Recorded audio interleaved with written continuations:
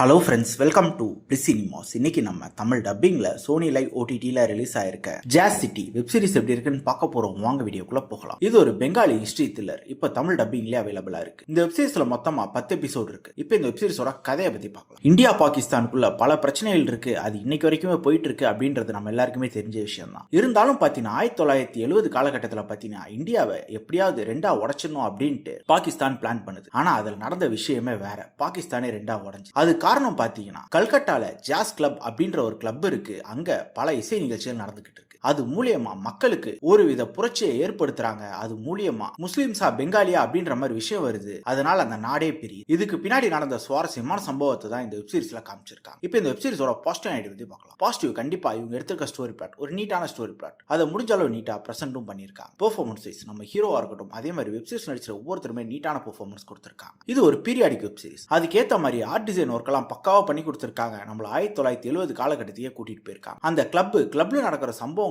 ரொம்ப இன்ட்ரெஸ்டிங்கா காமிச்சிருந்தாங்க. Technically web series நல்லாவே இருந்ததுன்னு சொல்லலாம். சினிமோட்டோகிராஃபி, சவுண்ட் எஃபெக்ட்ஸ், பிஜிஎம் எல்லாமே நல்லாவே பண்ணி கொடுத்திருந்தாங்க. ஸ்கிரீன் பிளேஸ் பாத்தீங்கன்னா ஒரு இன்ட்ரெஸ்டிங்கான ஸ்கிரீன் பிளே தான். நமக்கு பார்க்கறதுக்கு புதுசாகவும் ஃப்ரெஷ்ஷாகவும் இருந்தது. இருந்தாலுமே நமக்கு இது கொஞ்சம் அந்நியமாகவும் ஃபீல் ஆச்சு. அது இந்த வெப் சீரிஸோட நெகட்டிவ். அது மட்டும் இல்லாம 10 எபிசோட் எடுத்திருக்காங்க. அதை கொஞ்சம் கிறிஸ்பா கட் பண்ணி எடுத்திருக்கலாம். மொத்தத்தில் என்கிட்ட கேட்டீங்கன்னா இது ஒரு one time watchable web series தான். இந்த ஹிஸ்டரி பத்தி உங்களுக்கு தெரிஞ்சுக்கணும்னு ஆசைப்பட்டீங்கன்னா ட்ரை பண்ணி பாருங்க. இந்த வெப் சீரிஸ்ல நம்ம ரேட்டிங் கேட்டீங்கன்னா 10க்கு 6 மார்க் கொடுக்கலாம். இன்னொரு வீடியோல சந்திக்கலாம். தேங்க்யூ.